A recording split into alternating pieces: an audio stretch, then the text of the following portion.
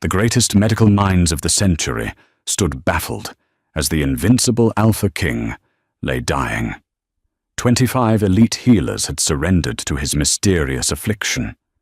Yet in under 60 seconds, a lowly tavern waitress would step over their failures, silence the royal court, and claim the heart of a beast. The heavy iron-wrought doors of the royal bedchamber remained sealed, but they could not hold back the stench of death that clung to the kingdom of Oakhaven.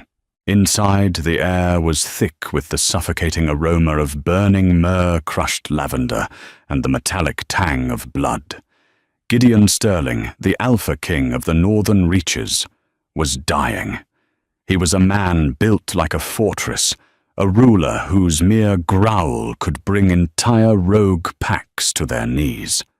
For a decade, Gideon had kept the fragile peace across the territories, his strength unquestioned, his bloodline pure. But now that very blood was betraying him. Black spider-web-like veins crawled up his muscular neck, pulsing with a toxic rhythm that defied every known law of lycanthrope biology.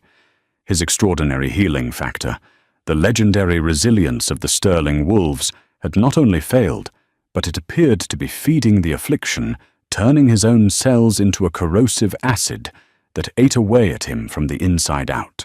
Tristan Hayes, the king's beta and commander of the Royal Guard, paced the periphery of the vast chamber. His face was a mask of sheer exhaustion and barely suppressed panic. If Gideon fell, the neighboring territories would descend upon Oakhaven like starving vultures. The peace treaties would burn, and thousands would perish in the ensuing pack wars. "Well," Tristan demanded, his voice a low, dangerous rumble that rattled the glass vials on the nearby tables. "Speak, doctor. You are the 25th physician to cross this threshold. Tell me you have an answer where the others offered only excuses." Dr. Percival Finch, a man of immense wealth and supposed unparalleled medical intellect from the prestigious Southern academies, wiped a bead of sweat from his brow. His hands, usually so steady when cutting into flesh or prescribing rare elixirs, trembled as he dropped a pair of silver forceps onto a velvet tray. "Commander Hayes," Finch stammered, refusing to look at the massive werewolf thrashing weakly on the silk sheets. I have applied the leeches. I have administered the moon gem powder. I have even tried the bloodletting techniques detailed in the ancient scrolls of Valoria. Nothing stabilizes him. The corruption in his veins is rejecting the magic. It is as if his wolf has simply decided to die." "His wolf has not decided to die," Tristan roared, grabbing the lapels of the doctor's expensive silk coat and lifting him off the floor. "He is being poisoned by what we do not know, but you were brought here to fix it. Tristan, drop him." The command was barely a whisper, a ragged scrape of sound from the center of the bed. Yet it carried the undeniable crushing weight of the Alpha Command. Tristan instantly complied, dropping the physician who scrambled backward toward the heavy oak doors. Gideon's golden eyes flickered open, though the sclera was heavily bloodshot, rimmed with unnatural darkness. He looked at his beta, offering a tight, agonizing smile. "Do not waste your anger on the inept old friend." As the high-born lords and esteemed healers wallowed in their despair, nobody paid a single ounce of attention to the young woman standing quietly in the corner of the room. Her name was Adelaide Mercer. She was not a lady of the court, nor an apprentice to the grand physicians. Adelaide was a waitress, hailing from the Copper Crown, a bustling, rough-and-tumble tavern in the lower rings of the city. She had been conscripted into the castle's service a week prior, when the royal staff became overwhelmed by the influx of visiting medical dignitaries. Adelaide stood by a mahogany side table, her simple linen dress standing in stark contrast to the velvet and gold worn by everyone else in the room. In her hands, she held a large silver tray burdened with goblets of spiced wine and damp cloths for the sweating doctors. For 6 days, she had been a ghost in the royal chambers. She had watched in silent disbelief as 25 of the realm's most decorated healers paraded through the doors, each more arrogant than the last, bringing bizarre contraptions, rare crystals, and foul-smelling poultices. She had watched them bleed the king. She had watched them burn him with heated glass. She had watched them fail. Adelaide was no scholar, but she possessed something the men of high society severely lacked, an observant mind, honed by years of surviving the brutal reality of the lower city, and the pragmatic earthy wisdom of her late grandmother, Helena, a woman the city had cast out for practicing forbidden apothecary arts. Helena had taught Adelaide that nature did not care for titles or grand theories. Nature operated on simple, brutal logic. As Adelaide poured a fresh goblet of wine, her sharp green eyes tracked the movements around the king's bed. She noticed things. She noticed how the king's breathing grew shallower every time the servants threw another block of imported crimson myrrh onto the hearth to purify the air. She noticed the pristine, snow-white bandages wrapped tightly around the king's chest bandages, brought in specifically by the royal physicians from the Eastern Isles, treated with a special ash tree sap meant to prevent infection. She remembered a night at the Copper Crown 3 winters ago. A trapper had stumbled in his hunting dog, dying from a strange, rapid rot. The trapper had tried to treat a simple scratch with ash tree sap while sitting beside a hearth burning cheap crimson myrrh. Helena had taken one look, kicked dirt over the fire, and scrubbed the sap from the dog's fur, muttering about how the smoke of the myrrh reacted with the ash sap to create a vaporous neurotoxin, deadly to anything with heightened olfactory senses and rapid blood flow. Adelaide looked at the heavily bandaged king. She looked at the billowing smoke from the hearth. They aren't failing to cure him, she realized with a sudden chilling clarity. They are actively killing him. He is entering the final stage. Dr. Finch suddenly shrieked, pressing himself against the far wall as Gideon's body arched off the mattress. A horrifying guttural roar ripped from the Alpha King's throat, a sound so laced with agony and feral power that it brought the heavily armored guards to their knees, their hands clamped over their ears. The black veins on Gideon's neck rapidly multiplied, spidering up his jawline and creeping toward his eyes. His claws extended, slicing effortlessly through the thick silk sheets and digging deep into the solid oak frame of the bed. The wood splintered under his immense grip. "Hold him down!" Tristan shouted, rushing forward alongside 3 elite guards, throwing their combined weight over the king's limbs. But a dying alpha was still an alpha. With a flick of his wrist, Gideon threw 2 heavily armored men across the room, their bodies crashing into the stone walls like discarded rag dolls. "His heart is giving out. The corruption is absolute," declared Dr. Bartholomew Higgins, another elite physician who had just rushed into the room, watching the monitors of magical essence rapidly dimming. "We must evacuate. If the beast takes over in his final moments, he will slaughter us all." The room dissolved into absolute chaos. Lords and healers scrambled for the heavy doors, shoving each other in a desperate bid to escape the wrath of a dying werewolf. Tristan alone remained struggling desperately to restrain his king tears of frustration and grief blurring his vision. Adelaide stood frozen for exactly 2 seconds. If she spoke up, they would laugh at her. If she tried to explain the chemical reaction between the Eastern bandages and the ceremonial incense to these panicked, arrogant men, the king would be dead before she finished her sentence. She didn't have a medical degree, and she didn't have authority. But she had a minute. Dropping the heavy silver tray, the deafening crash of metal and shattering goblets was entirely drowned out by Gideon's roaring. Adelaide bypassed the fleeing nobles, sprinting directly into the danger zone. "Girl, get back!" Tristan bellowed as he saw the waitress darting toward the thrashing king. "He'll tear you apart!" Adelaide ignored the baiter. She slid to her knees beside the roaring hearth, grabbing the heavy iron bucket of water kept for the royal hounds. With a grunt of exertion, she hurled the water directly into the fire. A massive hiss of steam erupted, instantly killing the flames and cutting off the thick, suffocating smoke of the crimson myrrh. Coughing through the grey steam, she didn't stop. She vaulted over the shattered remains of a bedside table and threw herself directly onto the king's bed. "What in the hell are you doing?" Dr. Finch screamed from the doorway. "Guard, seize that madwoman!" Gideon's feral gold eyes snapped toward Adelaide.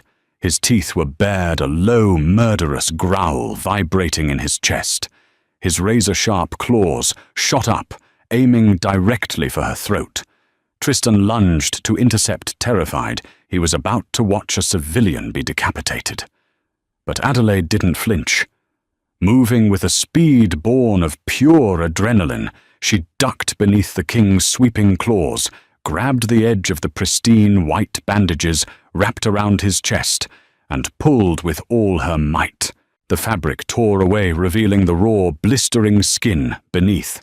The pungent, sweet smell of the ash tree sap filled the air. "Give me your flask," Adelaide screamed at Tristan, pointing a trembling finger at the leather pouch strapped to the baiter's hip. "Now." Tristan, operating purely on military reflex at the sound of absolute authority, unclipped the flask of strong distilled grain alcohol he carried for the cold northern patrols and tossed it to her. Adelaide popped the cork with her teeth and upended the fiery liquid directly onto the king's raw chest, fiercely scrubbing away the remnants of the sticky sap with her bare hands. "Treason!" Dr. Higgins wailed from the safety of the hall. "She is torturing him in his final moments." "Shut up!" Adelaide snapped, throwing the empty flask aside. She pressed her hands firmly against Gideon's bare chest, holding her breath. For 10 agonizing seconds, the room was suspended in a horrifying silence. The guards stood, frozen weapons, half-drawn.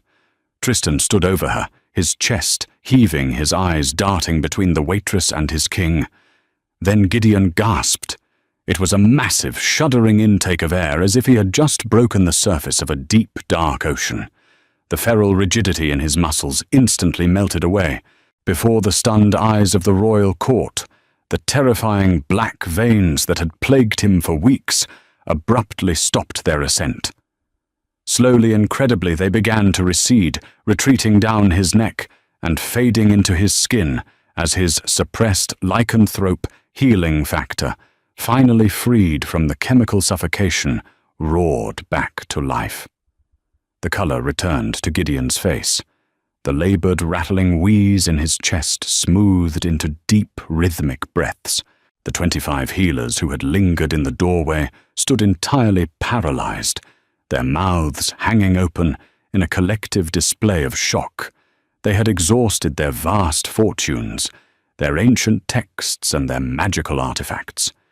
Yet this unknown tavern girl in a stained apron had achieved the impossible with a bucket of water and a flask of cheap liquor. Gideon groaned softly, blinking away the lingering darkness.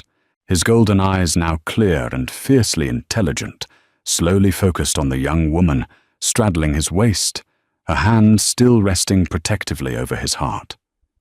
Adelaide suddenly realized her highly compromising, deeply inappropriate position.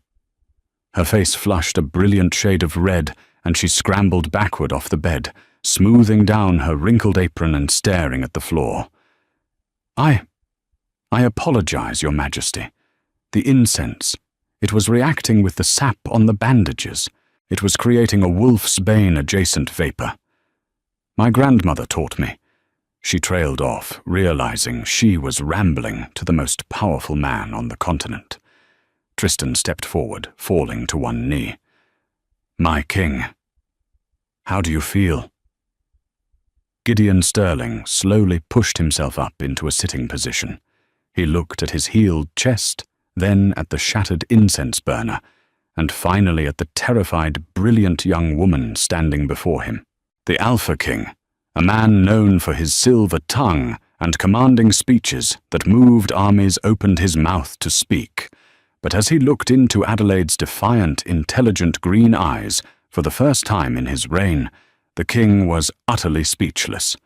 The heavy silence in the royal bedchamber was broken only by the crackling of the extinguished hearth, where the soaked ashes of the crimson myrrh still hissed beneath a thick blanket of grey steam. Gideon Sterling, the Alpha King of the northern reaches, sat on the edge of his ruined mattress. The unnatural black veins that had threatened to consume him were gone, replaced by the healthy tanned skin of a warrior who had spent his entire life on the battlefield. He flexed his broad shoulders, feeling the immense crushing weight of the magical suppression lift from his bones. His golden eyes, luminous and piercing, remained locked on the young waitress who was currently attempting to make herself as small as humanly possible against the stone wall. Dr. Bartholomew Higgins was the first to shatter the silence. The elite physician, his face purple with a mix of terror and aristocratic outrage, pointed a trembling, manicured finger at Adelaide. "Guards, arrest this wretched girl at once. She assaulted the king. She threw unpurified well water onto a sacred royal fire. This is an act of blatant treason, a savage display of peasant ignorance that could have triggered a fatal shock to His Majesty's already failing nervous system. Silence." The word was spoken softly, yet it resonated with the concussive force of a thunderclap. The sheer alpha command woven into Gideon's voice forced Dr. Higgins to snap his mouth shut so quickly his teeth clicked. The king rose to his feet. He was wearing nothing but linen trousers, his massive, heavily scarred chest rising and falling with slow, steady power. He ignored the cowering lords and physicians walking slowly across the room until he stood directly in front of Adelaide. The height difference was staggering. She had to tilt her head back sharply to meet his gaze. "You." Gideon rumbled his voice, a deep, gravelly baritone that sent an involuntary shiver down Adelaide's spine. "You are not a healer of the court. You wear the apron of a scullery maid, yet you possess the audacity to lay hands upon a dying alpha. Tell me your name." "Adelaide, your Majesty," she replied, her voice trembling slightly, though her bright green eyes refused to break eye contact. "Adelaide Mercer. I work at the Copper Crown Tavern. I was drafted to serve wine to the physicians." "A tavern waitress." Gideon repeated, a dangerous, unreadable expression settling over his sharp features. He turned slightly, casting a glaring look over his shoulder at the 25 elite medical minds cowering by the heavy oak doors. "A tavern waitress saved my life in less than a minute, while the greatest minds of my kingdom spent a fortnight actively burying me. Explain what you did, Adelaide Mercer." Adelaide took a deep breath, steadying her racing heart. "It was the bandages, Your Majesty. The pristine white wraps they placed over your chest wounds. They were treated with an eastern ash tree sap. It is meant to ward off infection, which it does well enough in the open air.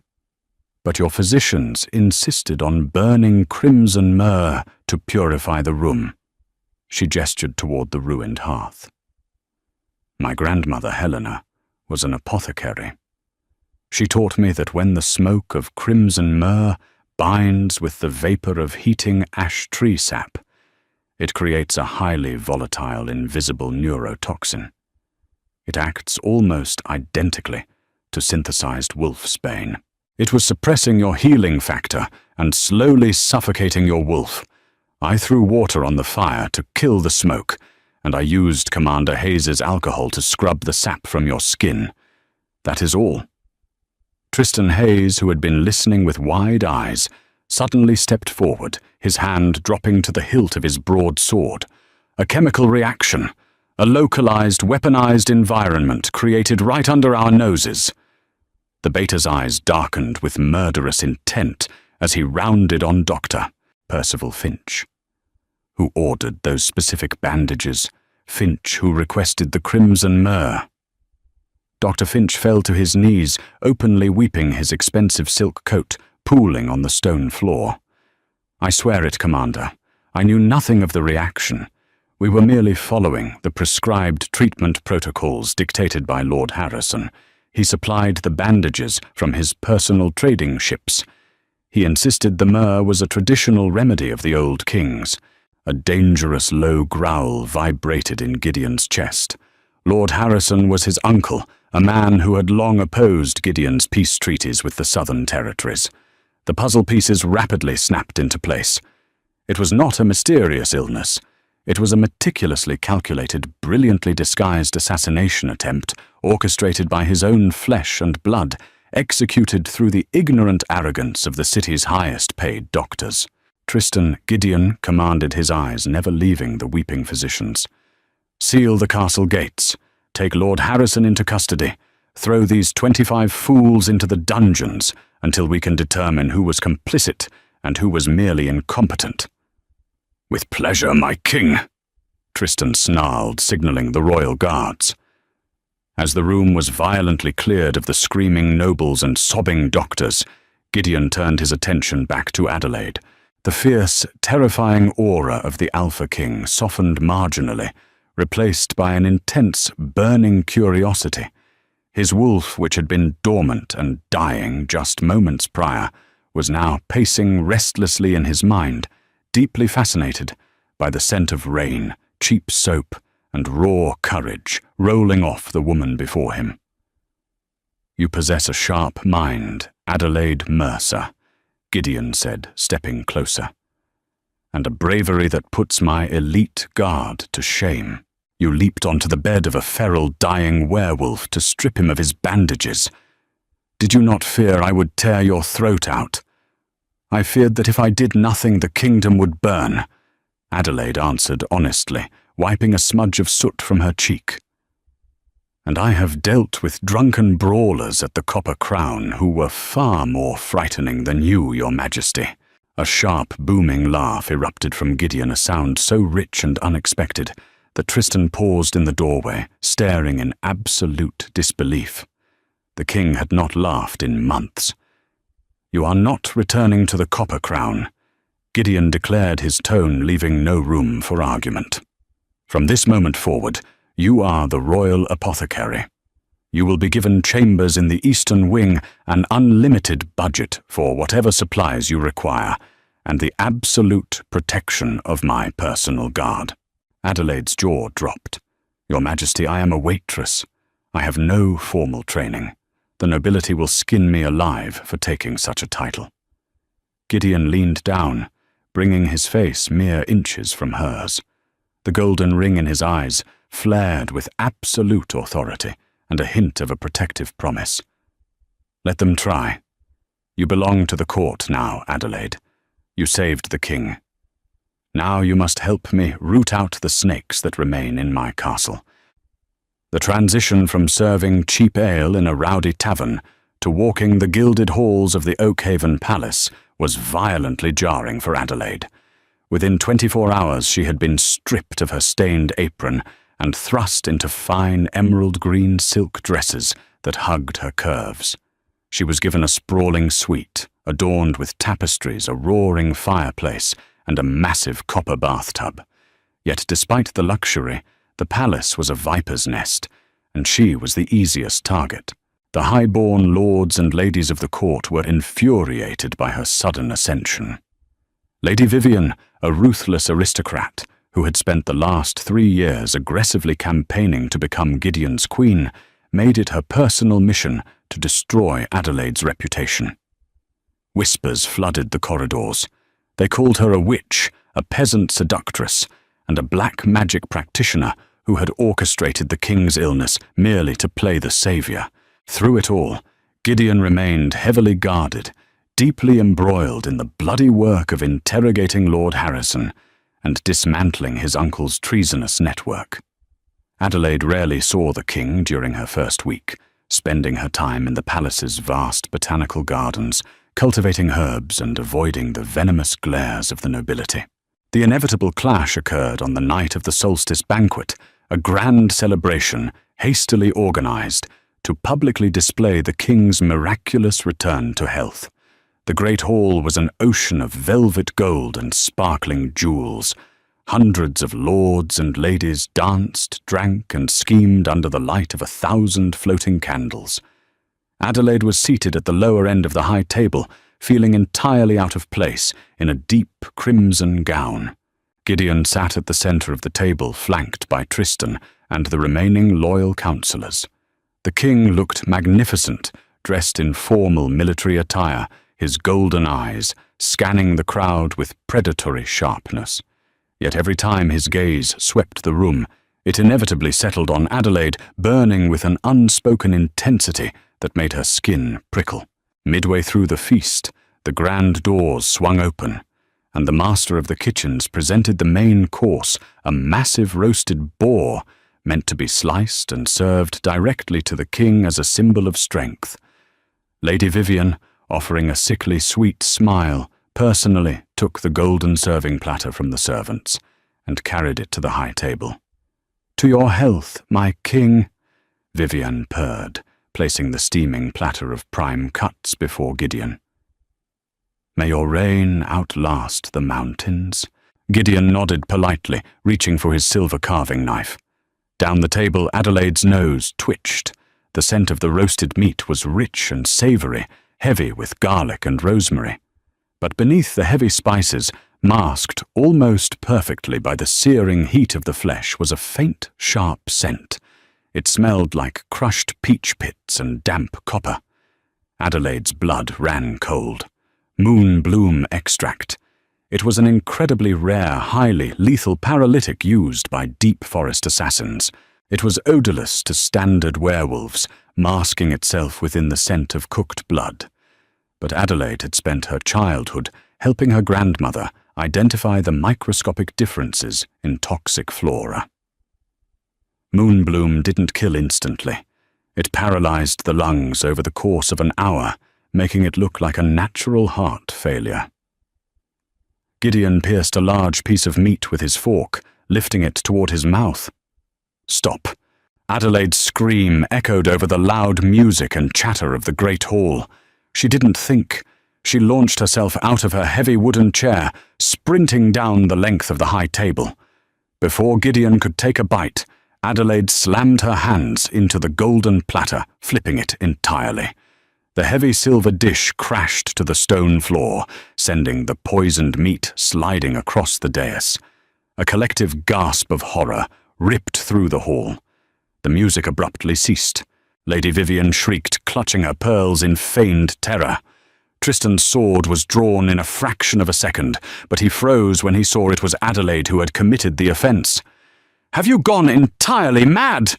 Lady Vivian screamed, pointing an accusing finger at Adelaide. "Guards! The peasant has finally lost her mind. She attacks the king's table."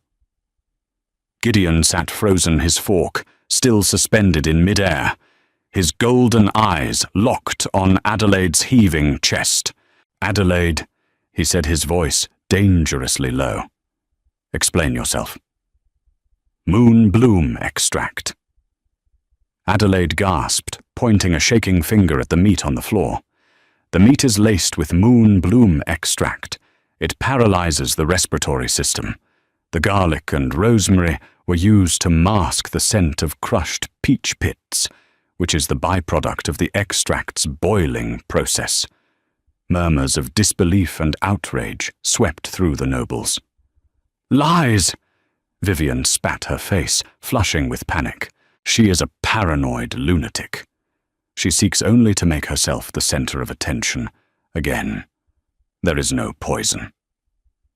Adelaide turned to face the aristocratic woman, her eyes flashing with defiance. "If there is no poison, Lady Vivienne, then I invite you to pick up a piece of that meat and eat it." The great hall descended into absolute, suffocating silence. Every eye turned to Lady Vivian.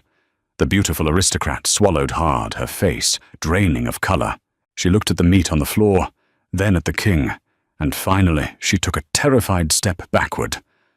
I will not eat food off the floor like a common hound." That hesitation was all the confirmation Gideon needed. The Alpha King stood his chair, scraping violently against the stone floor. The sheer, suffocating pressure of his aura flooded the room, dropping weaker wolves to their knees. His eyes were completely gold now, the feral beast beneath his skin surging forward in defense of the woman who had just saved his life for the second time. "Tristan," Gideon growled, his voice vibrating with lethal intent. "Take Lady Vivian to the dungeons. If she resists, take her head." As Vivian screamed and was dragged away by the royal guard, the rest of the court remained paralyzed in terror. Gideon stepped around the table, ignoring the chaos, ignoring the terrified lords, and walked directly toward Adelaide. Adelaide was trembling, the adrenaline rapidly leaving her system. She looked up at the towering king, expecting him to be furious at the public scene she had caused. Instead, what she saw in his eyes made her breath catch in her throat. The fierce, calculating Alpha was gone. In his place was a man completely undone. Gideon reached out his massive, calloused hands, gently cupping her face. The moment his skin touched hers, a visible shockwave of energy rippled through the room. It was an ancient, undeniable magic that every werewolf in the hall instantly recognized, the mate bond. Gideon's wolf had not just recognized her intellect and bravery, it had recognized her soul. 25 healers. Gideon whispered, his voice thick with emotion, loud enough for only her and the closest counselors to hear. 25 of the greatest minds in the realm watched me die. Yet you, a girl from the lower rings, have given me my life twice over. I only did what was right, Gideon. She breathed, realizing too late she had dropped his royal title. Gideon smiled, a breathtaking, genuine expression that transformed his rugged face. He didn't care about the title. He didn't care about her lineage. He wrapped his powerful arms around her waist and pulled her flush against his chest, burying his face in the crook of her neck and inhaling her scent deeply. A deep rumbling purr erupted from his chest, echoing through the silent hall, the ultimate biological sound of an alpha claiming his true mate. The court watched in stunned, absolute silence. The grand physicians, the plotting lords, and the arrogant ladies could do nothing but bow their heads as the invincible Alpha King of the Northern Reaches publicly pledged his life, his crown, and his heart to the tavern waitress who had outsmarted them all. If you loved this dramatic tale of royal secrets, deadly poisons, and a fiercely unexpected romance, be sure to hit that like button and subscribe to our channel. Don't forget to share this video with fellow fantasy lovers so we can continue bringing you epic stories of fated mates and courageous heroes. Drop a comment below with your favorite moment from Adelaide's journey. Thank you so much for watching.